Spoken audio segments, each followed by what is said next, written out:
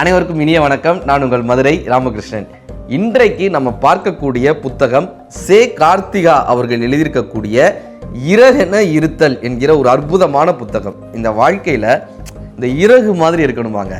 இந்த பிரமிழ் அப்படின்ற ஒரு கவிஞர் எழுதியிருப்பாரு, வானத்தில் பறந்து செல்லும் பறவை அந்த உதிர்ந்த இறகின் மூலமாக தன் வாழ்வியலை எழுதிவிட்டு செல்கிறதுன்னு எழுதியிருப்பார்.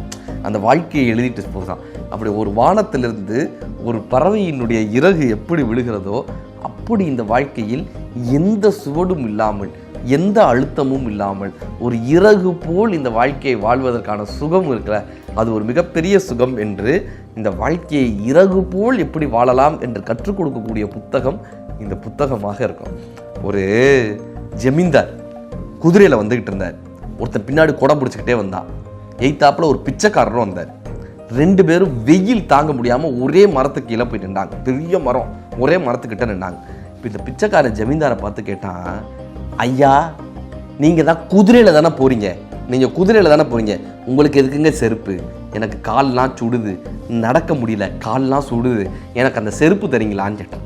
அவரும் பார்த்தார், சரி கரெக்டாக தானே, பாவமாக இருக்கே அப்படின்னு சொல்லி நம்ம தான் குதிரையில் தானே போக போகிறோன்னு செருப்பு கழட்டி கொடுத்துட்டார். அப்புறம் கேட்டான், ஐயா நீங்கள் எப்படினாலும் குதிரையில் கொடை பிடிச்சிக்கிட்டு தானே உங்களுக்கு போகிறாங்க, உங்களுக்கு கொடை பிடிச்சிக்கிட்டு தானே போகிறாங்க, உங்களுக்கு இதுக்குங்க இந்த தலைப்பாகை, அந்த தலைப்பாகையை கொடுத்தீங்கன்னா வெயிலுக்கு நான் வச்சுக்கிருவேன், அந்த தொப்பியை அந்த தலைப்பாகையை கொடுத்தீங்கன்னா வெயிலுக்கு நான் வச்சுப்பேன், எனக்கு கொஞ்சம் நிம்மதியாக அப்படி போகிறதுக்கு வசதியாக இருக்கும். அவரும் பார்த்தார், சரி பாவமாக கேட்குறான், வெயில் அடிக்குது, வயசானவன் இருக்காருன்னு தொப்பியை கழட்டி கொடுத்துட்டாருங்க. அடுத்து கேட்டா, ஐயா நீங்களோ குதிரையில் தான் போகிறீங்க, உங்களுக்கு பக்கத்தில் தான் அரண்மனை, நான் இன்னும் ரொம்ப தூரம் போட வேண்டி இருக்கு, எனக்கு அந்த கொடையை கொடுக்குறீங்களான்னா. இது அந்த கொடையை. இப்போ இவர் இப்படியே பார்த்தார், சரி போய் தொலைது, வயசானவர் கேட்டாங்க கொடையை கொடுப்பா அப்படின்ட்டார்.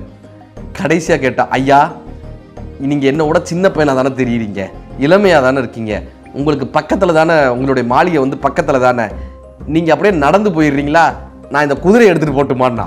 அவ்வளோதான், அவருக்கு அவ்வளோ கோவம் வந்துருச்சுல, குச்சி எடுத்து அட்டி வெளுத்து வாங்கினார். ஏட்டா என்னடாட்டா கேட்டுக்கிட்டே இருக்கேன் நீ, குச்சி எடுத்து அடி வாங்கினார். அடித்ததுக்கப்புறம் அந்த பிச்சைக்காரரு, நன்றிங்க யாருன்னா, நன்றிங்க, எதுக்கு யார் நன்றி சொன்னேன், இல்லை நீங்கள் என்னை அடிக்காமல் விட்டுருந்தீங்கன்னு வச்சுக்கோங்களேன், நான் கேட்டிருக்கலாமோன்னு எனக்கு தோணிகிட்டே இருந்திருக்கும், நம்ம அந்த குதிரையை கேட்டிருக்கலாமோன்னு எனக்கு தோணிகிட்டே இருக்கும். இப்போ நீங்கள் 2 அடி அடிச்சிங்க பார்த்தீங்களா, அடித்ததுக்கு அப்புறம் தான் நீங்கள் கொடுக்க மாட்டீங்கன்றது எனக்கு சந்தோஷமாக இருந்துச்சு, கொடுக்க மாட்டீங்கன்றது எனக்கு தெரிய வந்துச்சு, அதனால் கேட்டிருக்கலாமோன்ற எண்ணம் என்கிட்ட வந்திருக்காது, இப்போ இது வரைக்கும் தான் நீங்கள் தருவீங்க அப்படின்றது எனக்கு தெரிஞ்சிருச்சு, அதனால் நான் இப்போ நிறைவடைஞ்சிட்டேன்னு சொல்லிட்டு போனானா.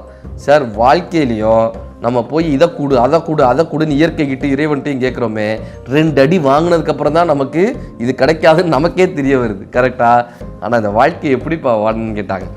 இறகென வாழுங்கள்ன்றாங்க. இவங்க கார்த்திகா அவருடைய புத்தகம் என்னன்னா, இறகென ஒரு பறவையினுடைய இறகு போல் இந்த வாழ்க்கையை வாழ்ந்து விட்டு செல்லுங்கள் என்று சொல்லக்கூடிய ஒரு அற்புதமான புத்தகம் சே. கார்த்திகாவினுடைய இறகென இருத்தல்.